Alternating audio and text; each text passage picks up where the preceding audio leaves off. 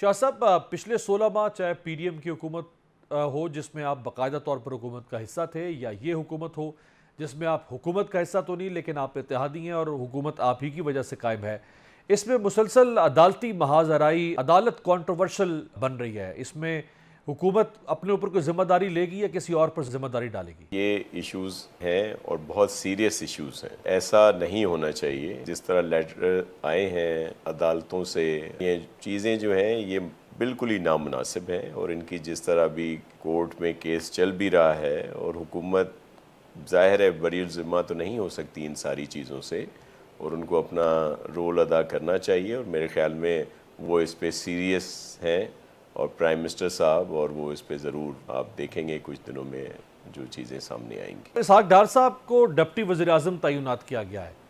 Peoples party کا کیا موقف ہے اس پر؟ کیا پیپلز پارٹی سے کوئی مشاورت ہوئی ہے اس بارے میں؟ قیادت سے بات ہوئی ہے؟ مجھے علم نہیں ہے کہ کوئی اس طرح کی کوئی مشاورت یا کوئی ہماری قیادت سے کوئی بات ہو یا اپروول لیا جائے، اور اپروول لینے کی ضرورت بھی نہیں ہے. جب ہم ایگزیکٹو میں حصہ دار نہیں ہیں تو اب یہ تو پی ایم ایل این کی گورنمنٹ کی مرضی ہے، وہ جس کو مرضی ہے ڈپٹی پرائم منسٹر بنائیں یا جو مرضی ہے عہدہ دے دیں. حالانکہ یہ سیریمونیل ہی ہے، کوئی آئین میں تو اس کا ذکر نہیں ہے. دو طرح کی تنقید ہو رہی ہے اس فیصلے پر. ایک تو یہ کہ اس کی کوئی گنجائش نہیں ہے آئین میں یا اس وقت موجودہ نظام میں کہ آپ کسی کو ڈپٹی پرائم منسٹر بنا دیں.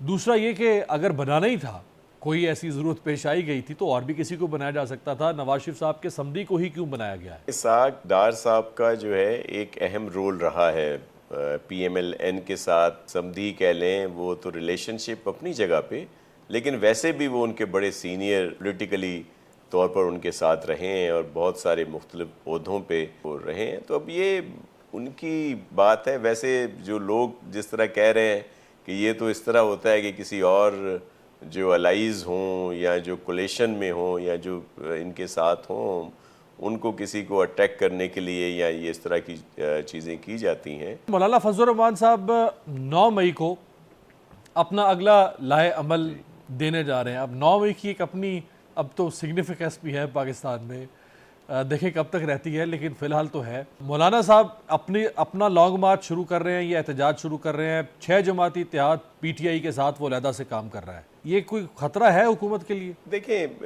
احتجاج کرنا، پرامن احتجاج کرنا جو ہے وہ آئینی طور پر اور اخلاقی طور پر سب کر سکتے ہیں. اس کو نہ روکنا چاہیے، نہ اس میں رکاوٹیں ڈالنی چاہیے. 9 مئی کی جو آپ بات کر رہے ہیں، جو بھی اینیورسری آنے والی ہے، اس کی اس دفعہ پہلی اینیورسری ہے، اور اس کے آپ نے دیکھے کہ بہت زیادہ آفٹر فیکٹس اور جو کیا شوق کیا جو بھی کہہ لیں آپ، وہ بہت سارے رہے ہیں جن کی گونج جو ہے وہ ابھی تک ہے، اور سنا ہے کہ ابھی اور بھی کچھ آنے والی ہے اسی سے ریلیٹڈ.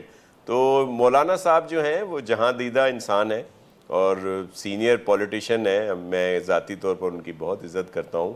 وہ کوئی بھی ایسا کام نہیں کریں گے کہ جو اس 9 مئی کی یاد کو تازہ کرے یا کوئی اس طرح ہو.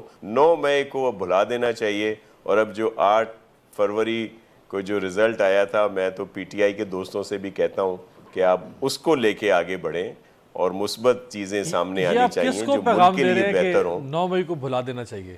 آپ اگر سمجھ رہے ہیں کہ جنہوں نے کیا یا جو ابھی جو اور سلسلے ہیں، سب کو ہی کہ اب ایک چیز ہو گئی، ان کو جو منصوبہ ساز ہیں یا جو لوگ ہیں جو مین اس کے کردار ہیں، ان کو ضرور سزا بھی ملنی چاہیے. لیکن بہت سارے خواتین، بچے، بوڑھے لوگ جو وہ ایک ہوتا ہے نا موب مینٹلٹی ہوتی ہے، وہ ہلا شیری میں چلے جاتے ہیں، پہنچ جاتے ہیں، اور وہ ان کو پتہ نہیں ہوتا کہ جو منصوبہ ساز ہے، جو اصل جو چاہ رہا ہے وہ کیا چاہ رہا ہے. ایک انسانی لحاظ سے میں ضرور مجھے محسوس ہوتا ہے کہ وہ جو خواتین ہیں، نوجوان ہیں، جن کا مستقبل ہے، بزرگ ہیں، ان کو جو ہے ٹوکن سزائیں دے کے چھوڑ دینا چاہیے. لیکن منصوبہ سازوں کو جنہوں نے اتنا بڑا ایکشن کیا، دیکھیں اس سے ہمارے دشمن جو لوگ تھے وہ خوش ہوئے، انڈیا والے خوش ہوئے، یا جس طرح ہمارے شہیدوں کی نشانیوں کی بے توقیری کی گئی